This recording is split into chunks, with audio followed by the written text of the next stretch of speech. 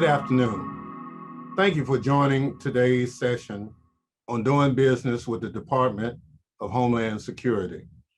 For the past several years, I've hosted similar events during the Congressional Black Caucus Foundation's annual legislative conference to support small businesses interested in working with DHS to fulfill the department's vital mission of securing our nation.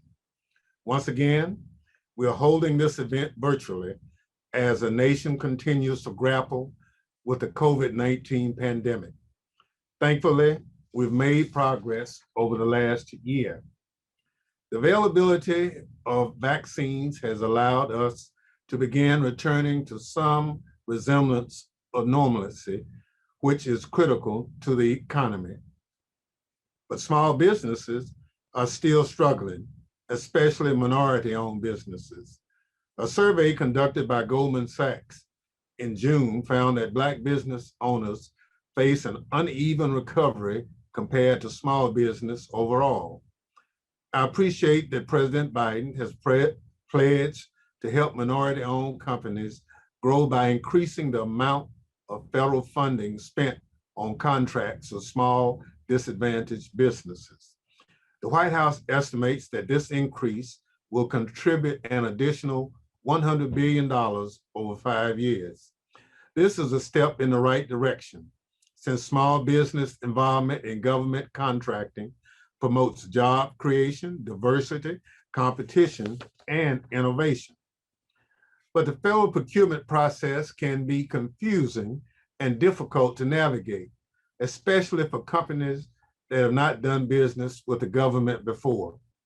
So today, we'll hear from 3 small business owners who figured out how to successfully navigate this process to secure contracts from the Department of Homeland Security.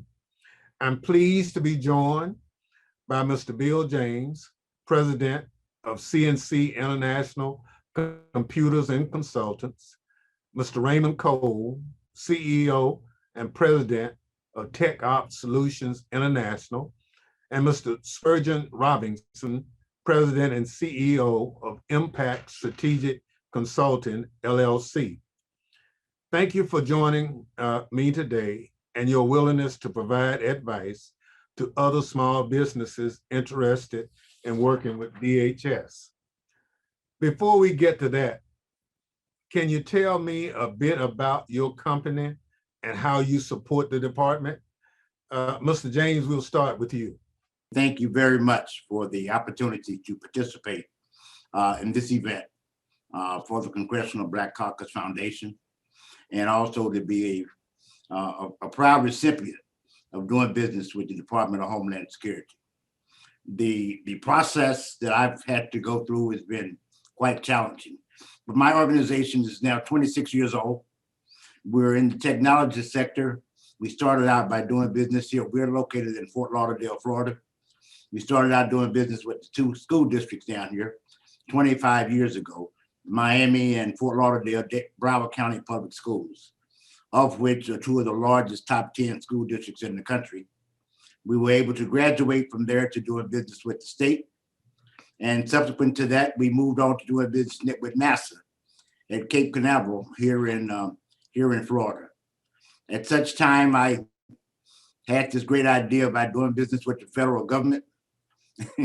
Little did I know how long that would take, but we started out in the 8A program, and we've since been able to graduate and find out a little bit about how DHS was working. And we've gotten involved with the Department of Homeland Security, and lo and behold, I found out I'm in a hub zone. So as a technology company in a hub zone, the challenges have been pretty steep, but well worth the efforts that we put through in trying to grow our operation, but at the same time, understanding how to do the work with the federal government, which is a little different sometimes. But again, it's been 25 years of just one thing. Stick to it, stay to it, and whatever you do, don't quit. Thank you.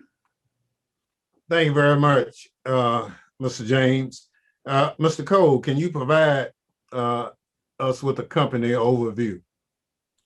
Yes, sir. And thank you, Congressman, for inviting me to participate. Tech Op Solutions, we formed in 2005. We're a service-disabled, veteran-owned small business. We were awarded the DHS Small Business Award in 2019. And then in 2020, we're fortunate enough to receive the Mentor Protege Team Award. We do business with DHS, the operational components of DHS, with the Department of Education, Department of Defense, and the Veterans Administration. Largely, those services are in the areas of privacy policy, compliance and oversight, FOIA and disclosures. We do work with operation centers, particularly on the integration of open source monitoring. And also, we do engineering technical support and program management. With, in particular to DHS, we work with the headquarters on the HISN network, with the headquarters privacy people, again, to do privacy and FOIA, with DHS Ops, with S&T, with the Coast Guard, with ICE, different parts of CBP, and also with FEMA. And many of those we're doing privacy and FOIA, and others we're doing Operations Center related work. That about covers it, Congressman. All right. Thank you, Mr. Cole. Now, Mr. Robinson, can you tell us about your company? Yes, and once again, thank you Chairman for inviting us to this forum here.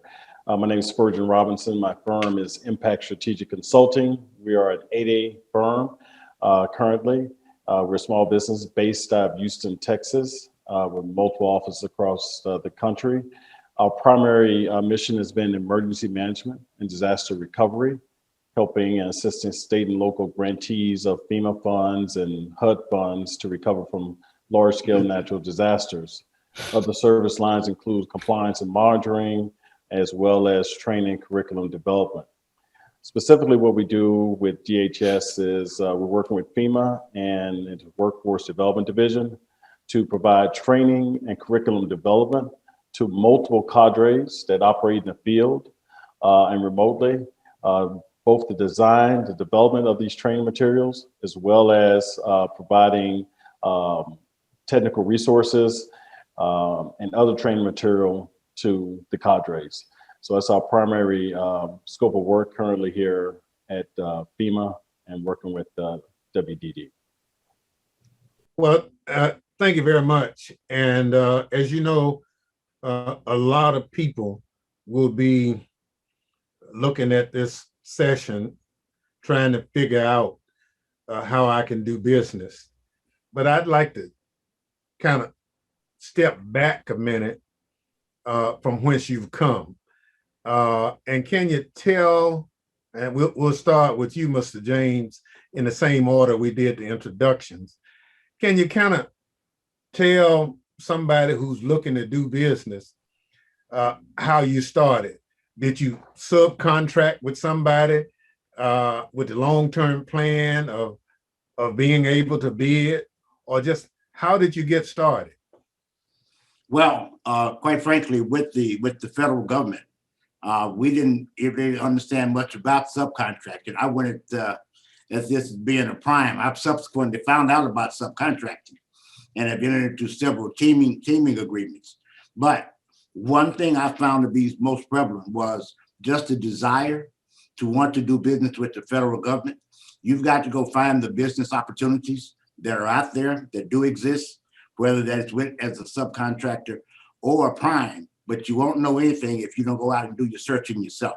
So you started off though as an 8A or just as I started out as an 8A company, which is what led me to even coming up to DHS, because as an 8A company, I was actively searching and looking for opportunities with different agencies, whether that be DHS, whether that be the Department of the Army, whether that be the Department of the Treasury. And I wanted to use my 8A certification as a way to get in. So I was going to industry days that they were hosting in Washington, so I could find out just what was coming out, what was going to be available, what I could bid on.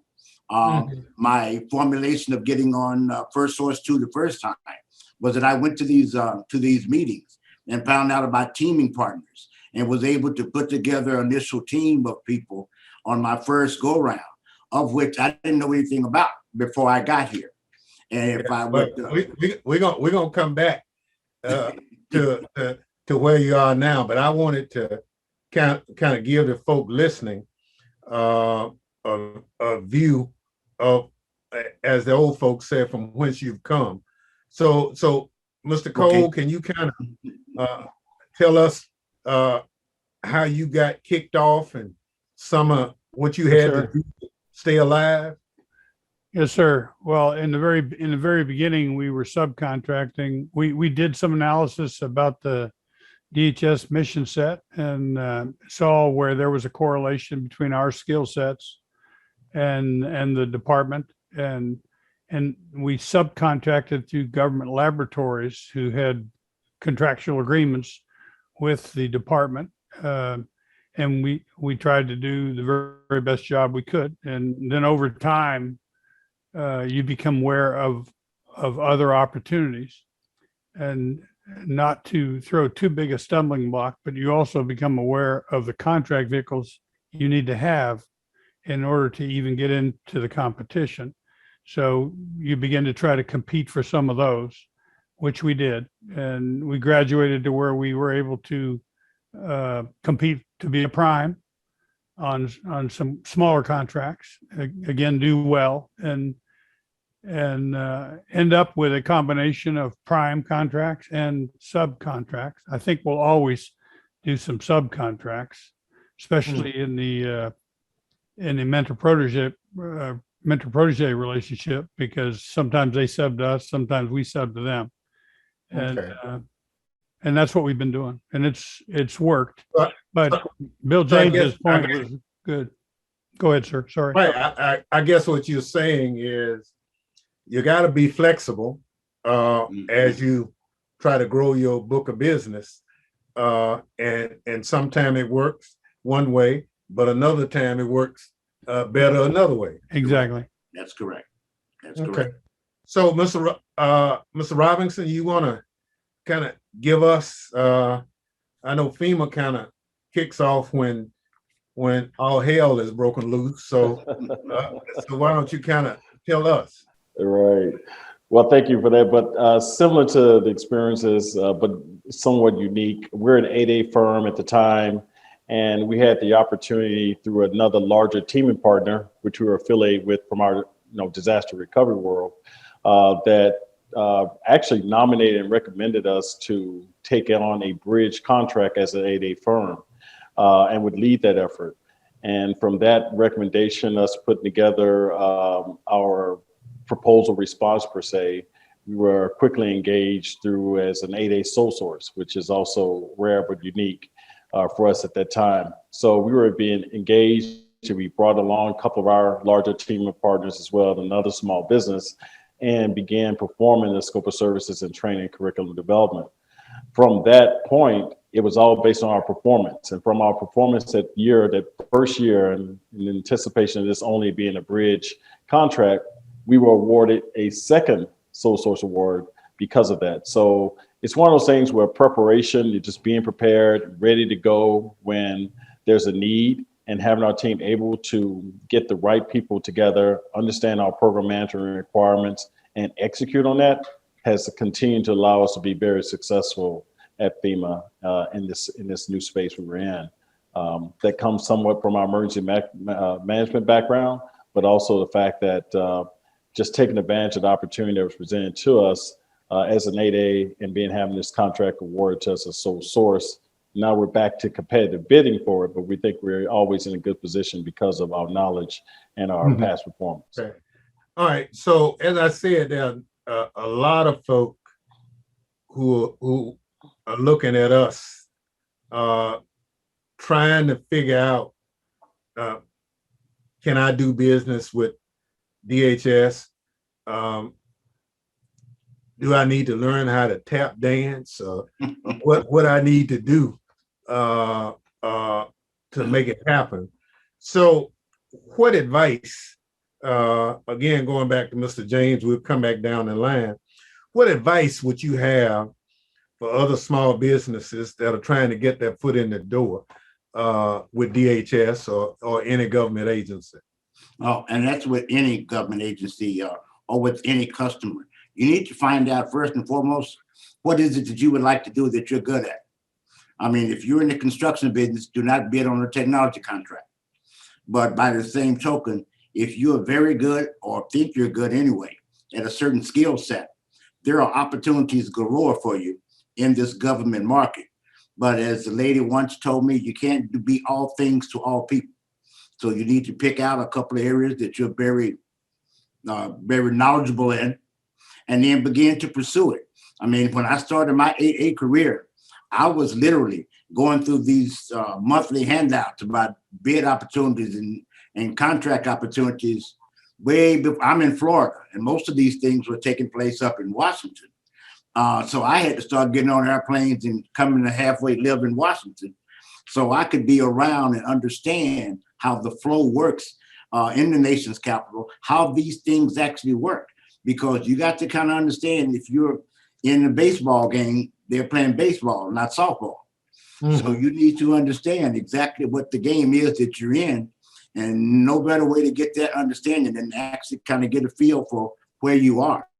So there are opportunities galore, particularly with DHS, but specifically, you got to make sure that whatever it is you want to go after, as Ray just said earlier, you got to make sure you got your credentials to do it, because one of the things about this is that you've got to have the credentials that they're asking for, because if you do not have the credentials, then you will eliminate yourself from being able to play. Right. But, so in other words, you got to have some understanding of what the ground rules are. Yes. Okay. All right. So what's your comments on that, Mr. Cole? I agree a great deal with Mr. James. There's really 3 or 4 efforts you try to match up. One is your skill sets of you and your associates with what you believe to be the mission requirements. The other is the contract vehicles that that agency happens to use. And the third is whether you know people or companies who are already in prime situations are looking for support. And if you can line up those things, you can end up finding some nuggets that you can go after. Then it's a matter of doing hard work, winning some opportunities, and trying to expand on that. But the thing I underestimated was the value of contract vehicles. And I'd strongly recommend that anybody who wants to do business with the government, look agency by agency and find out, like for the VA, it's VA Vector and that type of approach for the different agencies. Yeah, well, not to cut you off, but everybody has talked about contract vehicle. Yeah. And I was about to say, what the hell is a contract vehicle? A Ford or a Chevrolet or just kind of for that small business out there who may or may not have heard. So you're about to describe contract vehicle. Yes, sir. Well, I'll give you one example, like for DHS, the PACS. It's an acronym, PACTS. And I think we're at PACS 2 at this point. It's the second rendition of PACS, and PACS 2 even is about to run out in a couple of years. And they have functional categories 1 and 2, and that's where you start matching up your skill sets and the knowledge of your staff and trying to figure out what you should propose for. We proposed for both functional category 1 and 2, and we're awarded 2. And as a result, we've done work for DHS using PACS 2. For a lot of the agencies, the GSA vehicles are a valuable resource. None of these are just a matter of applying. You have to apply and you have to show your credibility and your qualifications. I would urge some of the companies that are starting out to also investigate there are contracting companies that actually support you in proposing for these vehicles, and they do a pretty good job. We've used them on a couple of contract vehicles, and it's been worthwhile. They do very Okay. quickly because they do it all the time. So what you're saying is basically, you might be good at what you do, but in terms of putting the contract vehicle product together, you might need some help Right. Yes. in doing that. Okay. Yes. So, Mr. Robinson, what's your comments on that? Yeah, and I'm coming from a little different perspective. I'll say this, that being based in Houston, just like Mr. James said, outside the DC area, makes it a little more challenging to do work in DC. So you have to be prepared to be all in. Because getting federal contract, it is a very laborious task. It's going to take a lot of time. It's a lot of paperwork. As we talk about schedules, the schedules or additional paperwork and documentation that you're going to find yourself spending, not weeks, but months sometimes, getting through the maze. And for a small business, it's frustrating, to be honest with you. It's a frustrating task because of the amount of information you have to produce and provide to just get on a schedule. And I'll just say that as one. But you have to be all in. You have to look at the long game on this one. It's not a short-term game. You have to invest in it as well. Our history has become an 8A and not being on a schedule right now, by the way. We're not on any schedule, just an 8A firm, but we're about to get on or applying for one. It's a task that has taken me still 4 to 5 months to still endure and not complete. So while the schedules are good, they're good ways to segregate firms, et cetera. Some point, it's a barrier to a lot of small businesses participating in federal work. Just understand the amount and the volume of paperwork. Now, I say that because you have to do it. It's important to do it and do it right. Once you're in those schedules and once you have those opportunities, then it's very important that you continue to perform and communicate with the Office of Small and Minority Business Development inside those agencies. And particularly as we talk about DHS, focus on what they do and what they actually are asking their contractors to provide for them. We got into training curriculum development because of our expertise in the field in emergency management. And so we knew the ground game per se. And so we could articulate a message. But I would say for anyone starting out looking at this, it's a long game. You have to be all into it. You have to have dedicated resources there to actually make sure you can get on those schedules and get in front of the customer. And I assume that an abundance of patience. The abundance of patience. Yeah.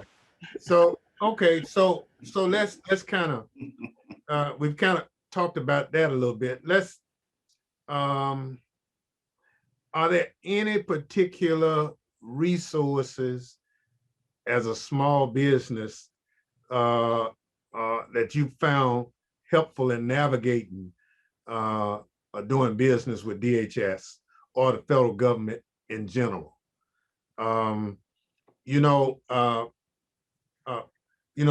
Most folk say, well, I kind of operate off instinct and, I follow my first mind, but, ought to be a couple of other things out there too that you've kind of utilized in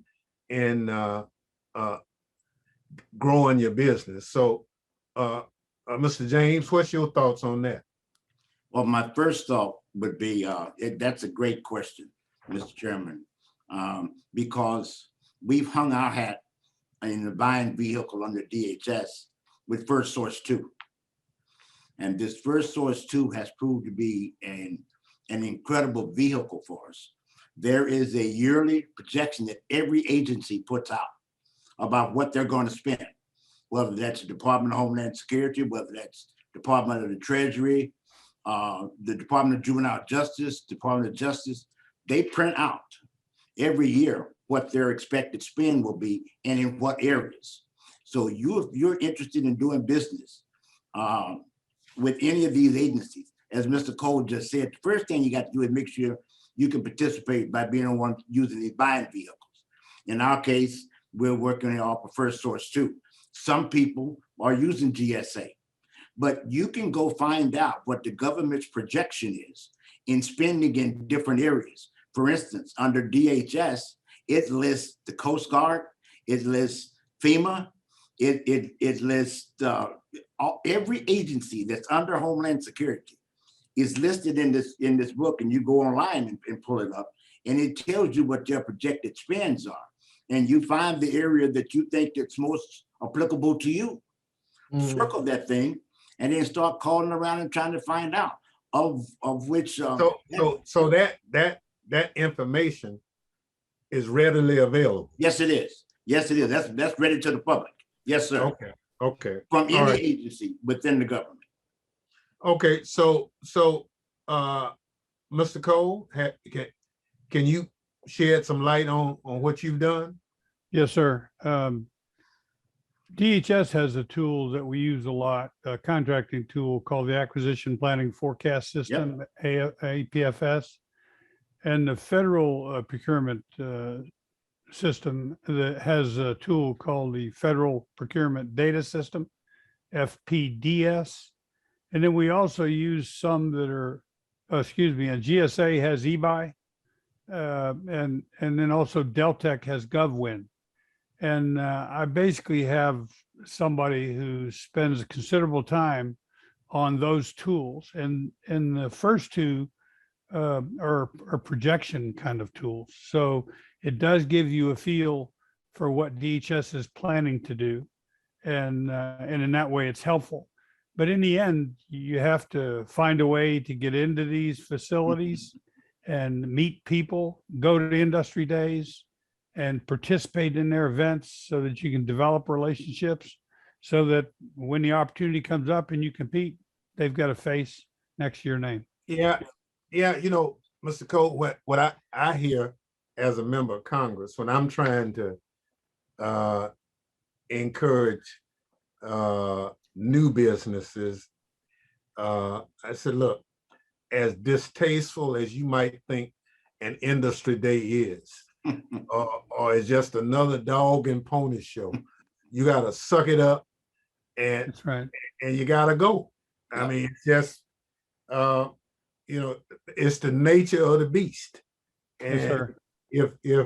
if these agencies see that as their way of showcasing what they're about, you know, you really don't have much choice, you know? So we try as hard as we can. And I have tried to get DHS to push out some of what they do, so companies in Houston or companies in Florida can also take advantage of it. But you got to have some ability to go and find the product. Yep. So I mean, that's just a necessary thing. So, Mr. Robinson, what's your thoughts on that? Very similar to Mr. Cole and Mr. James, you know, and these tools like GovWin, GovTribe, which, you know, something that we use, Bloomberg, you know, you don't have to feel like you have to use the most expensive tool to get the market research, but others are doing the same thing. Industry days are important. The more they see your face, the more they see your capability statement that you need to make sure you develop well. Those things are important.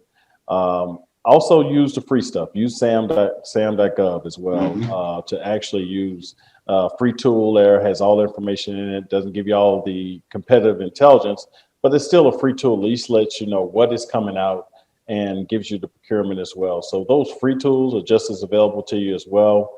And the persistence of it, as we mentioned, you have to be present and you got to invest and be all in because like I said, it's a long game and you have to continue to be present and be active. And one of these cores or, you know, contract representatives, they will notice you. If you take your time over time, they will notice you and notice your persistence. And when you get that first contract, boy, you'll be happy because it could lead others. Yeah, well, you know, the one thing all three of you have really made a real point of, you got to understand to some degree the acronyms and the language by which procurements are made. So it's to any small business's advantage either learn it themselves or find, as Mr. Cole said, one of those entities out there who can help you put stuff together for some of those procurement opportunities. But for you to think you can do business and not have a basic understanding of some of those procurement vehicles, I think a small business does themselves a severe disadvantage. Correct. And you're really shooting in the dark. Right. So I can't encourage them to do that. So Mr. Cole, you talked about your work with the mentor protege program. Can you kind of elaborate a little bit on how you use that as Sure. opportunity for your business? Yes, sir. And I think it's a great, and Ms. Bullock and Ms. Correa and their presentations, I think also stressed very much, as you are, that that's one of the keys for a new business is to develop a mentor protege relationship. We've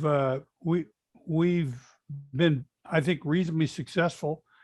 We've done this twice. The first opportunity didn't work as well as the second opportunity did. I'd say the first opportunity, I didn't do enough research to make sure I was matched in with the right people and with the right part of these large companies. I learned from that lesson. And the second one, we developed relationships with people we were already subcontracting through Deloitte and developed a mentor protege relationship with them. And as it stands today, and we're about 2 years into this, we have a number of contracts where we sub to them and a number of contracts where they're actually subbing to us. And it's been very beneficial. And where we wanted to learn about recruiting or certain HR functions, we were able to get with their people and they basically schooled us and helped us and like a big brother would. And Yeah. it's been a really solid relationship that I think we've benefited from, obviously more than them, but in terms of business, they've also benefited. Yeah, and that's just one additional option that some businesses Yes, sir. have. It's not for everybody, but what we have encouraged some of our larger DHS contractors is you need to go out here and form these mentor protege relationships because at some point you're gonna get asked, do you have any? And the worst question, the worst answer is, well, if I could find one, we'd have it today. No, wrong answer.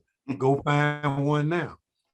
And so for those individuals who might not know quite what it is, you can go online and you can find all those large companies. We have a ranking of who the large contractors are. It could be Lockheed Martin. It could be Deloitte. It could be just a whole bunch of them, but they do a lot of business. And part of my expectation as chair and what the small business drumbeat is you can't have all the pie. You're gonna have to share it with other people. And what happens inevitably is when that relationship is healthy, you know, they'll come back and brag. Oh, you encouraged us to find a protege. We did. And oh, by the way, they're good too. So you know, Sure. we know you are. So part of our advocacy here at the committee is to kind of push that relationship out. If they ask us, do we know anybody? We'll give them a list and say, all these people we have experience with, but you need to go out and talk to yourself. And so that's how you start forcing that dialogue. Yeah. So, so I would encourage people Absolutely. to do that. It's the same thing as with teaming opportunities.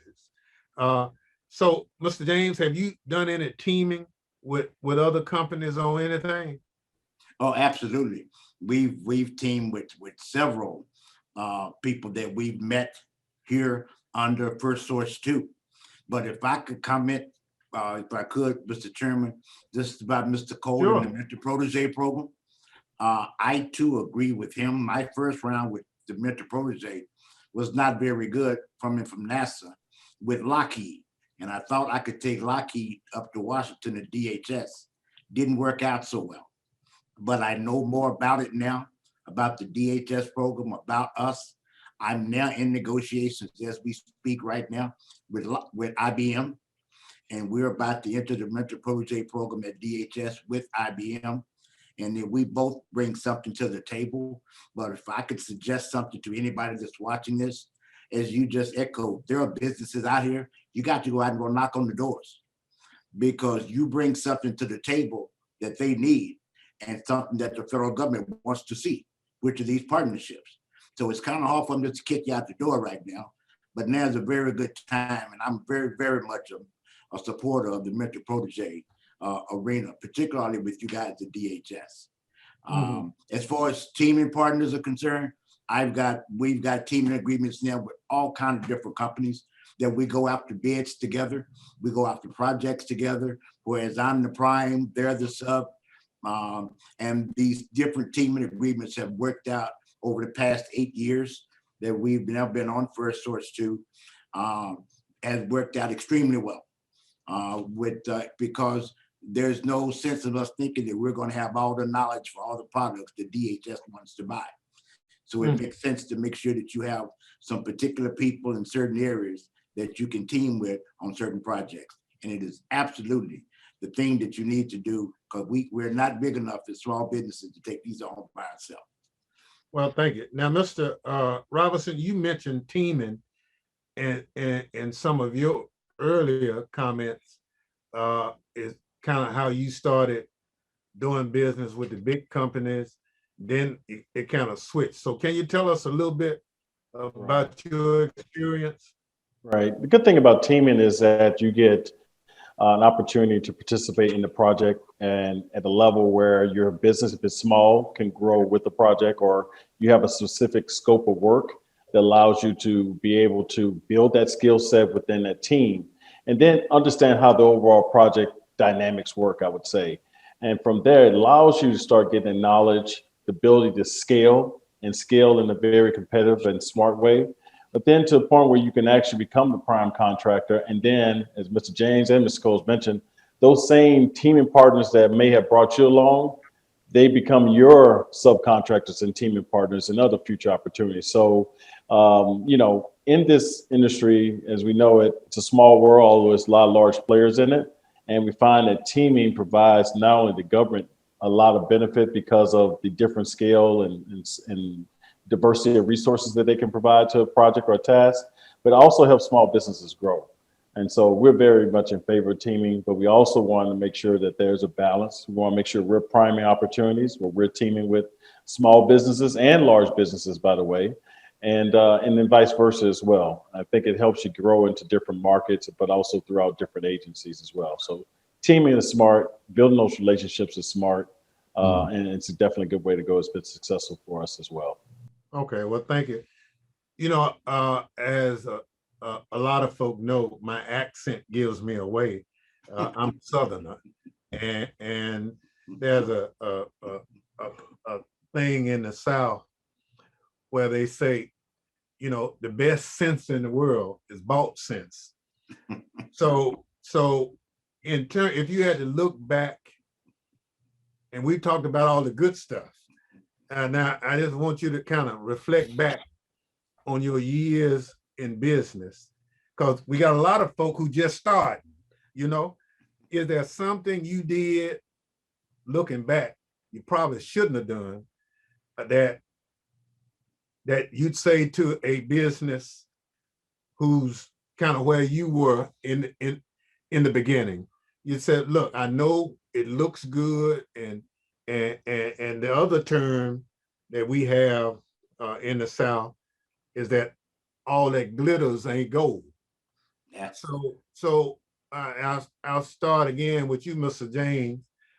Is there something you can say to that business that you experienced that you would say to them, if at all possible, try to avoid it? Growing too fast, wanting to be too big, too large, too fast, particularly when all these things, as you said, are glitter, but a lot of times it costs you some gold to do these things. And because of the lack of capitalization, all these things that look so good, if you're not capitalized right, they will soon start to go bad on you. Yeah. And if there was one thing I would want to do again, is I would kind of had a more controlled growth versus having this spontaneous growth that I thought I was all these things that was happening. And, you get there and sometimes it's larger than you can understand. Yeah. So if there was one thing, if I had to do all over again, oh, by the way, life is full of, trials and tribulations. But I was certainly early on, I wish I would have had a better control of the growth that I was experiencing, because we were going 100 miles an hour there for a while. Whereas early on, you want to kind of just control that. Mm-hmm. Well, and I'm looking at that small business out there. So wait now, I thought my job was to grow my business and do all that. You said, well, you got to keep the brakes on, because sometimes you go too fast. So I mean, that's a good point, and you got to be able to measure that growth with the finances of the company. So what's your thoughts on that, Mr. Cole? Well, I would first I would say I haven't had the problem of growing too fast. But I would say that the thing, like so many other things in life, you've got to plan ahead. Some of these things take as much as 2 and 3 years to mature into a real opportunity. Sometimes you're actually involved planting the seed. Other times there's something already going on that you're very much interested in. But by the time you learn the environment and the agency and their mission and the vehicle, you have to have been planning for this as much as 2 or 3 years ahead. I think back to Ms. Correa and Ms. Bullock, I think rely on the team approach, plan to develop partners, plan to develop people, as Spurgeon said, that you're going to sub to and that others are going to sub to you, because it allows you to spread out a little more and not be overly focused on one thing. And then if you don't get that thing, all of a sudden you're in a lurch.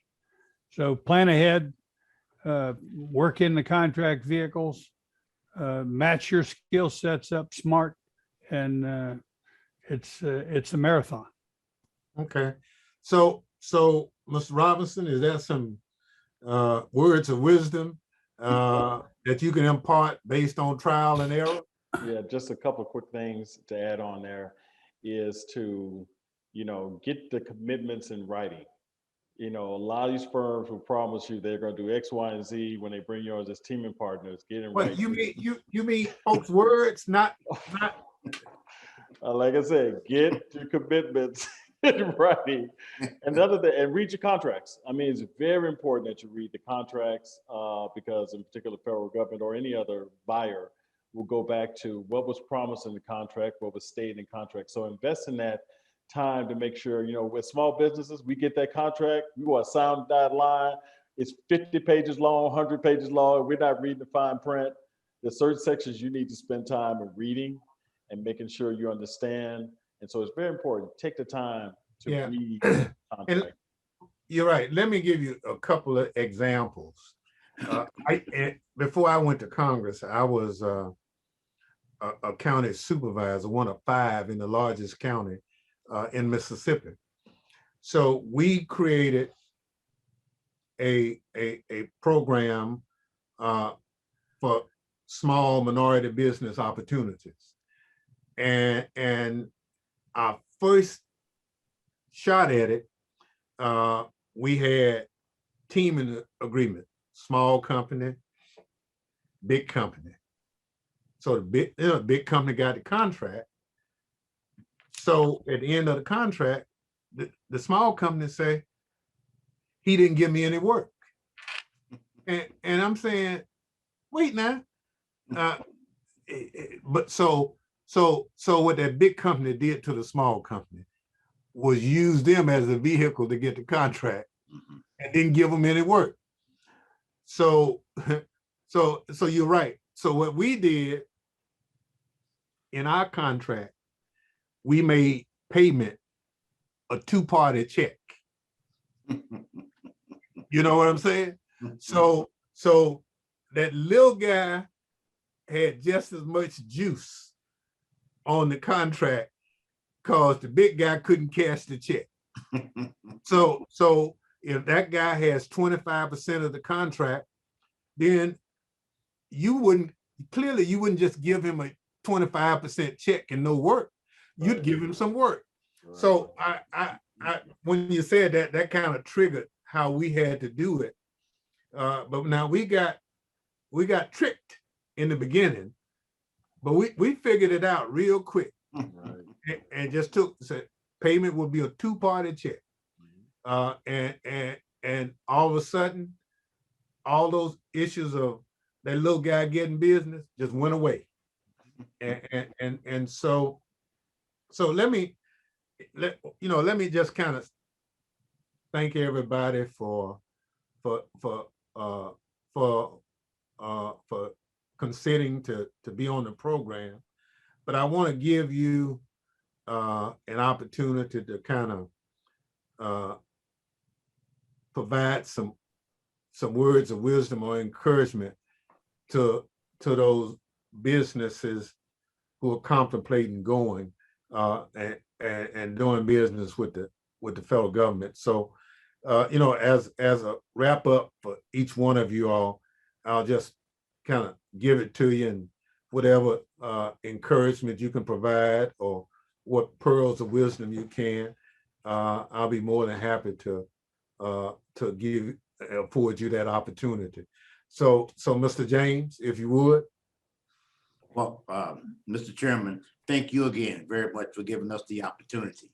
If I'm a small business out there, I would have taken something from each one of these guys, because some of the things that Mr. Robinson and Mr. Cole has said is music to my ears, but it's also things that I wish I would have known or heard about before I started, because the road can be a little long if you don't know where you're going. So you need to have a very clear map of what you want to do, but the opportunities out here are just enormous.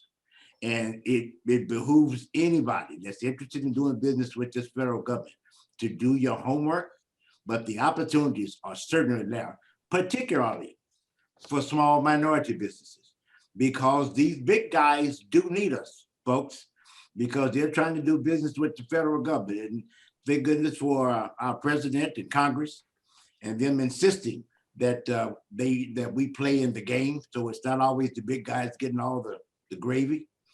But certainly, this is an opportunity that I would welcome for anybody to come in, any person that's starting. The chances and the opportunities to do business with this federal government is enormous. And if you take what some of the things you've heard from these guys today, know where you're going, who you're going there with, make sure you read contracts. Those kind of things are super important. But there are all kind of vehicles out here that would help you get started, that'll point you in the right direction.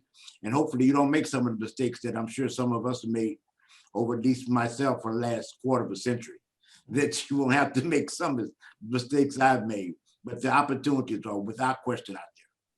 Thank you, Mr. James. Mr. Cole? Yes, sir. Also, thanks for the opportunity. It's a pleasure to meet you. I think one thing that maybe hasn't been said is I would recommend strongly that they engage the small business offices associated with the department or the operating component that they want to do some support for. Study the contract vehicles that they use, figure out how you get in that track, consider an outside source to help you. Develop partners. I would say that I think it was Miss Correa or Miss Bullock who said, uh, develop a partner that's an 8A, develop a partner that's a woman-owned, develop a partner that's an SDVOSB. If you get partners in these different socioeconomic groups, then it expands your capability to subcontract and seize opportunities. Then lastly, I would say, get smart on the tools. We went over them briefly here, AFPS, FPDS, GovWin, eBuy, SAM.gov. Those can help. But thank you, sir. Thank you. Mr. Robbins? Yes, once again, also thank you for this opportunity as well. And I want to, finish how we started. Be all in. This is an investment. It's an investment in your small business. It can be very financially rewarding as well. The government is a great payer. They're multi-year contract vehicles. They help you stabilize your business, and you can plan for the long term. But just as the gentleman said in prior, build your resources, build relationships. Everything is about the relationships you build. Build them with the small business office, with the contracting representatives, procurement teams. Go to those industry days and understand that there is going to be a test on your patience. There's going to be a lot of paperwork. A lot of why do I need to do this again, fill this out again. But the benefit of it is that going through that, you will eventually get a contract. You'll be a subcontract or it's a prime if you're fortunate to do that. But continue to build your capability. And at the end of the day, perform like your life depended on it, because those things and getting great CPAR ratings is important. We talked about that. But getting high ratings on the prior work is also essential to you continuing to get work and referrals. So do all that, but it's a long game. So stay in it and it'll be rewarding. Well, let me thank you three gentlemen for what I think has been very informative. You all are in it because you do it every day. And your comments obviously show that. So this concludes our session for today. Again, I want to thank all of the participants for their insightful comments. I have no doubt that other small businesses will benefit from the information you shared with us today. And thanks to those of you for watching. Let me give a parting shot to Ms. Correa, who's retiring at the end of the month. Yes, she is. And Yes, she is. I don't know what's in store for her, but she's been a damn good small business advocate. Yes, she has, sir. At DHS. So I'm gonna see her before she go, and just thank her for what she's done for us. So let me thank the committee staff as well as the foundation for helping pull this together. Our main number is 202-226-2616, or you can email us at chsbizopps@mail.house.gov. Please contact us. And if you call that number, say, look, I'm interested in doing business with DHS and I need somebody to talk to. And they'll switch you to that, the staffers when they do that. Brittany and other folk will probably pick up the phone. So let me thank you again. Let me thank the foundation for allowing us to do the presentation. And by all means, stay safe and stay healthy.